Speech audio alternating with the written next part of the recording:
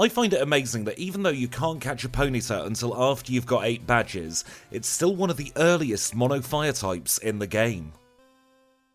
This is a run I've been looking forward to for an incredibly long time. Even though it has its drawbacks, I think Ponyta and Rapidash have the potential to be some of the quickest Pokemon we will see here on the leaderboard. It's going to be a tough challenge, especially with that pure fire type, but we're going to try and make the best of it throughout the course of this run. And just before we get into this run, I don't ask this too often, but if you aren't subscribed to the channel and want to see many more challenge runs just like this, then click the subscribe button to be notified of when new runs will go live. Now let's take a look at the stats of our Ponyta. We are level 5 with 21 HP. We're of course holding the berry and our moves are Tackle and Growl. We've got 13 in attack, 10 in defense, 12 in the specials and a whopping 14 in speed. So already the things to pick out from our stat spread is we're incredibly quick and we've got relatively high attack. Those two things combined at the early parts of the game are what we need to get through in a relatively quick time, because we're not going to have a special attack until level 13 and then we get Stomp at level 19, and that's a very, very strong physical move. Now we're taking on the first rival battle, and of course he has Totodile in this instance.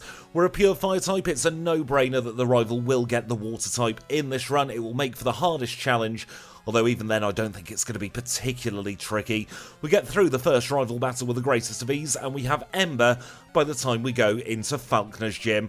We got Ember by ascending the Sprout Tower. It made sense to do that because we resist Vine Whip, and even with a Mud Slap to the face, we get through Falkner in a very, very respectable time of 8 minutes and 10 seconds. It's kind of unfair to compare a lot of these early run times because the route diverges an awful lot.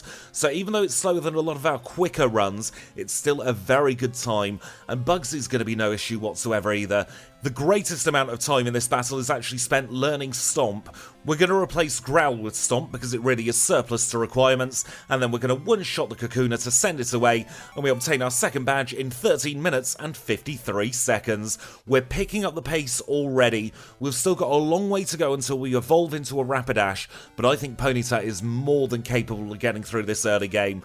We'll see how we get on now against the third rival battle. We're going to have to Ember against the Garcy, and that's going to be a 2-shot with Hypnosis missing, and here comes the Croconaw. It makes sense to try and flinch the Croconaw, but a water gun really isn't going to do that much damage to it. We knock it out and grow to level 20, and then we can just stomp away the Zubat as well.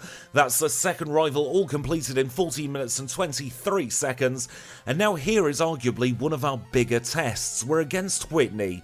We have Headbutt and Stomp on the learn set at this point, and as we can see we flinch the Clefairy to knock it out in 2 hits. And now our big challenge is to prevent the cow from building up the rollout. We got very lucky there because it missed, and that gave us an incredibly easy Whitney battle in a time of 20 minutes and 25 seconds.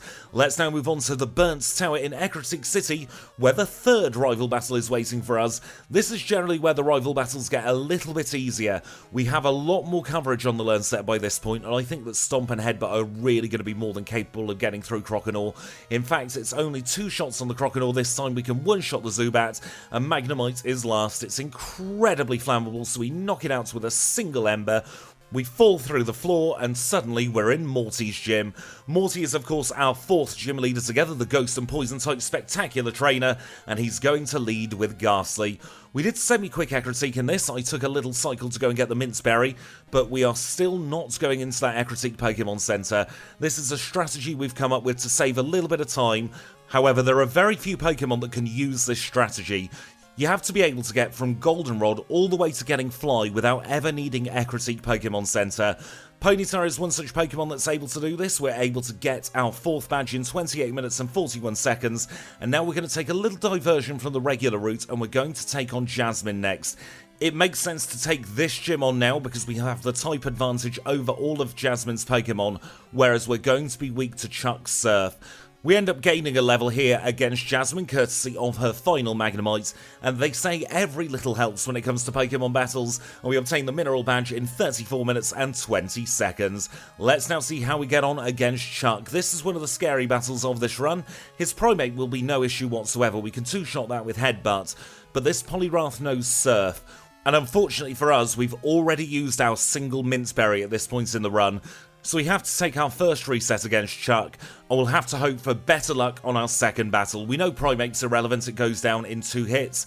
Polygraph surfs on turn 1 this time, and then flinches on turn 2. That gives us the in we need to defeat Chuck, and we obtain the Storm Badge in 35 minutes and 29 seconds. Let's now move into the basement of that dodgy shop in Mahogany where we're chatting with a liar. He tells us all about these Electrode that are being incredibly pesky, but I think they're on our side. They give us the experience we need to grow to level 40, and of course at level 40 we say goodbye to Ponyta and hello to Rapidash. I am certain you know that Lance is in cahoots with Team Rocket. We'll have to do some investigation over the next few videos to find exactly what's going on with him. In the meantime though, we're going to take on Price. He's our 7th gym leader together, an Ice-type specialist who leads with Seal. Seal already goes down, and we can do exactly the same against the Dugong with 2 returns, and here comes Piloswine. We try a headbutt to try and prevent a healing loop, but we are just far too powerful. We end up with a healing loop anyway, so it's 3 turns instead of 2, and we defeat Price and obtain the Glacier Badge in 41 minutes and 44 seconds. We're on a very good runtime so far. Let's see if we can keep it up against the 4th and penultimate rival battle. And this time he leads with Golbat. Our return isn't quite powerful enough to one-shot the Golbat, and we end up getting confused. This is a terrible start to this battle. However, I'm trying to preserve the Bitterberry now for the Karen fight. I think it's much more important to have that Bitterberry for the Elite Four than it is for a relatively simple rival battle, because even though we've taken a lot of damage in this battle, we're still in no danger of being knocked out. He's left his weakest 2 Pokemon till last, those being Magnemite and Sneasel. They're both a simple one-shot each, and we get through the 4th rival battle in a time of 47 minutes and 33 seconds. Let's now move on to our final gym in Johto. This is Claire's gym, and she leads with Dragonair. That goes down to a single Hidden Power Ice, and now we get the luckiest flinch we will get in this run. We flinch the Kingdra on turn 1 and finish it off with Return, and that means the rest of the battle is incredibly trivial. All we need to do is use 2 further returns to knock out her final 2 Dragonair, and we defeat Clair and obtain her badge in a time of 54 minutes and 50 seconds. Sub 1 hour Clair is good, but sub 55 minutes Clair is even better. Let's keep this momentum going for the final rival battle. He's going to lead with Sneasel this time, and that's a terrible idea because it goes down in 1 shot. Here comes the Feraligatr. It's only got Water Gun and its learn set by this point. It's absolutely harmless, and it can't even get a move off due to the flinches. We'll use Hidden Power Ice against the Golbat this time, and we knock it out in 1 shot, so there's no making the same mistake as the last battle. We didn't have anything great for the Haunter, but a pair of Hidden Powers knocks it out. We swapped to Headbutts for the Kadabra because it's got paper-thin defenses, and the final Pokemon is Magneton. It's no surprise that Ember's a one-shot on the Magneton, and we get through our final rival battle in 58 minutes and 22 seconds. And with that, we're at the Pokemon League. We'll heal up our Pokemon whether we need it or not, and then we'll say thank you to the HM friends. So it's a very, very big thank you to Kenya, Abra, Psyduck and Paris. You've all been a great help in the Johto region. Get yourself some well-deserved rest as Rapidash prepares to take on the League. Let's take a look at our stats before we go into the League. We are level 52 with 161 HP.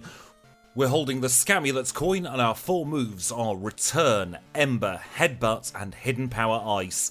We've got 147 in attack, 113 in defense, 126 in the specials, and 147 in speed. Those, of course, are the outer battle stats. We'll get a big boost in battle, as we'll see right now against our first Elite Four member. This is Will, the Psychic-type trainer, who leads with Xatu. Xatu is absolutely no issue whatsoever and goes down to a single Hidden Power Ice, and up next is Slowbro. We don't have anything fantastic for the Slowbro, so we're just going to keep headbutting it. 3 headbutts later and it goes down, and he sends out his next Xatu. Once again we're going to go for Hidden Power Ice, and once again it's a one-shot, and that just leaves 2 Pokemon incredibly weak to fire. We aren't actually going to use a Fire-type move on either of these. It's a Headbutts for Jinx and a Hidden Power Ice for Executor, and that's Will completed in 59 minutes and 41 seconds. Second on the chopping block is Koga. He's the Poison-type specialist who leads with Ariados. Return isn't quite a one-shot, Ember wouldn't have been either, but it goes down in 2 hits, and up next is Fortress. Fortress is definitely a one-shot with Ember because of its 4 times weakness, and then we go to the Headbutts for Muck. Muck minimalizes, which is a little bit pesky, but we're able to hit through, so it didn't really matter. The next Pokemon is Crobat. We start off with a Headbutt, he uses Double Team, and once again we hit through the evasion to knock it out in 2. The final Pokemon is Venomoth. We knock that out in a single return, and that's Koga defeated in 1 hour and 22 seconds. The third League member is Bruno, the Fighting-type specialist who leads with Hitmontop.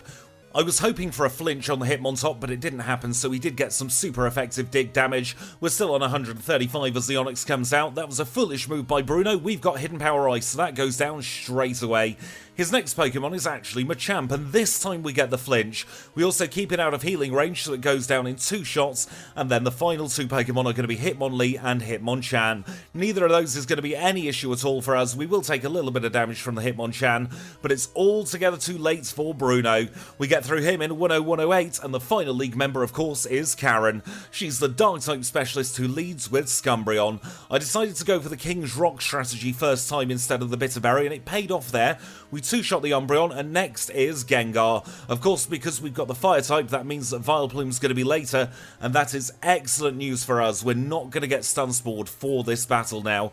And suddenly, Karen's now only got 2 Pokemon left. We're going to start off with a Houndoom, where we low roll a couple of times, which means she gets herself into a healing loop, but 3 further returns knocks it out, and the final Pokemon is Vileplume.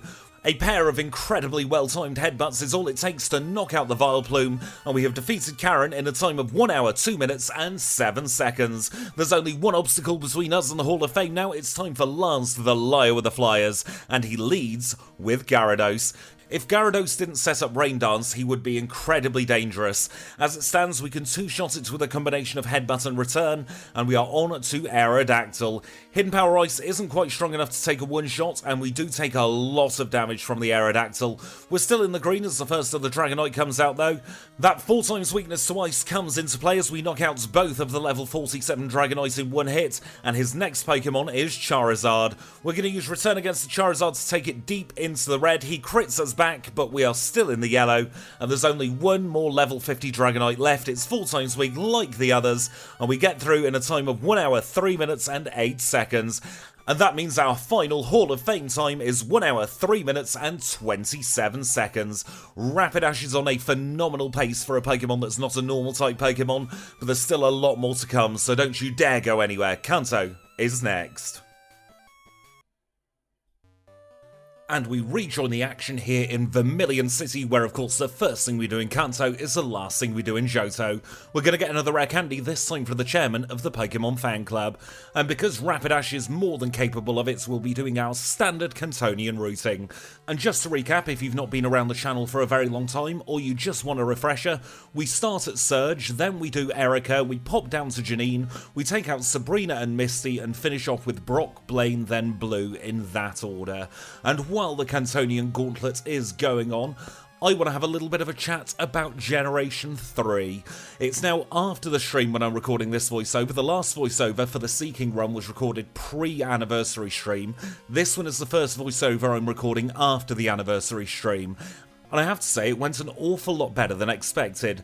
The Fire Red run was perfectly adequate gameplay. There's definitely a lot of room for improvement. I'm by no means an expert in Fire Red, but that is what the start of a series is for. We saw it 2 years ago with the Crystal runs, where 2 hours was considered a good time, and now we are pushing closer and closer to that 1 hour mark. And that's what I'm hoping to do in the Generation 3 games. Those of you who are eagle-eyed may have noticed that we've already got our first Return to Fire Red video out. That was Meganium, and it did incredibly well considering it's a grass type, but we're also going to Emerald as well, because we are going back up to 3 videos a week, at least until the end of the year. I think we've got it in us to have a very, very jam-packed end of 2024, to try and make up for the lack of content we had at the beginning part of the year. So in addition to the 2 main Crystal runs every single week, which aren't changing, we are going to be getting a 4 weekly series of Fire Red, a 4 weekly series of Emerald, and then fortnightly, so every 2 weeks, we are getting one of the end-of-the-line runs. We're starting off with the fossils. We've already seen how Omastar can do, and Kabutops is hot on its heels. And then for October, we're running Jinx, Electabuzz and Magmar. The Jinx run's actually out on October the 1st, which is the 2-year anniversary of our very first Smooch 'em into Jinx run here together on the channel. And I love when things like that perfectly align, so we can see just how well improved Jinx is over the last 2 years. And as for the Generation 3 runs, we're doing the starters. We're taking it right back to the basics and right back to the beginning. We are, however, doing it with a little bit of a twist. We're starting off with the Generation 2 starters in Fire Red and the Generation 1 starters in Emerald. So the first Fire Red run, as you saw, was Meganium. We've got Feraligatr after that and Typhlosion as the last one. And then in Emerald, we're doing the Generation 1 starters to begin with. We're not doing it in the same order though, it's going to be Blastoise, then Charizard, and finishing off with Venusaur. So we're really trying to mix things up a little bit while still keeping to a quite standard formula for learning these games. So I really hope you're excited to see the Generation 3 content. I'm very excited to see just how much these runs will improve. Especially I think my time at the Emerald Pokemon League, that is what I'm going to try and start whittling down. It is by far the hardest Pokemon League we will encounter in any of our runs, so it's going to be my mission, hopefully along with some of your help, to try and get those battles as clean as possible. So please do let me know down in the comments below what you are most excited for, especially with the Generation 3 content. I've got to be honest, I'm most excited for Pokemon Emerald. Ever since I started the channel, I wanted Emerald to be my secondary game. It was just far too daunting and far too intimidating to do when I was just starting out here on YouTube. But a couple of years down the line, I think now is the time to get learning. But now let's rejoin the action midway through the blue fight. We've already had a very clean start to this blue fight as we managed to knock out the Pidgeot and the Rhydon, and we are on to Gyarados. Gyarados is arguably the most dangerous of the Pokemon, but he uses Rain Dance, and that means we can two-shot it without any issues at all. Alakazam's got no defense, so it goes down to a single return, and then we carry on the return against the Arcanine. Extreme Speed's not threatening at all in this battle. We knock it out in 2 hits, and here comes Exeggutor. The rain stops, so the writing is on the wall for blue. We knock out his Exeggutor and we defeat him in a time of 1 hour, 18 minutes and 32 seconds. And with that, there's only one fight left to go. It is, of course, the red fight. He's going to lead with Pikachu, and for once, we are not going to have to dodge it. We have a whopping 205 speed, and that means we can outspeed everything from the start. Our only issue is we are ranging on the Pikachu at the very beginning, and that does not bode well for the rest of this battle. We're going to set the sun up, and then we're going to try sweeping. Psychic hits us relatively hard, but we did get the burn off on the Espeon to rub salt into Red's wound, and here comes Blastoise. Blastoise is going to be the wall in this battle. Quite often we talk about Snorlax being the wall, but in this it's all about the Blastoise. It can take a hit, and it can also hit us hard, even with a sun-nerfed Surf. We're going to use our first 3 rare candies here and grow up to level 67. Let's see how much better or worse this battle goes. For all intents and purposes, Pikachu is meaningless now. Let's see how we get on against the Espeon. We're doing a little bit better than we did last time. We're able to two-shot it, and we're still in the green for the Blastoise. Surf, however, hits like a truck, and we have to take a reset. We use another 3 rare candies, growing up to level 70. We are just trying to get that Blastoise into two-shot range. If we can two-shot it, then we're not going to take that much damage at all. We also have to be kind of strategic with where we place the sun. We can do it here on turn 1, and that might be a good idea, but then he could also Rain Dance, and it's just finding that balance. We grow up to level 74 now, and we see if we can do any better. We start the sun against the Pikachu this time because that reduces Thunder's accuracy to only 50%. That's one of the less known mechanics in Generation 2, and one I really should be utilising more.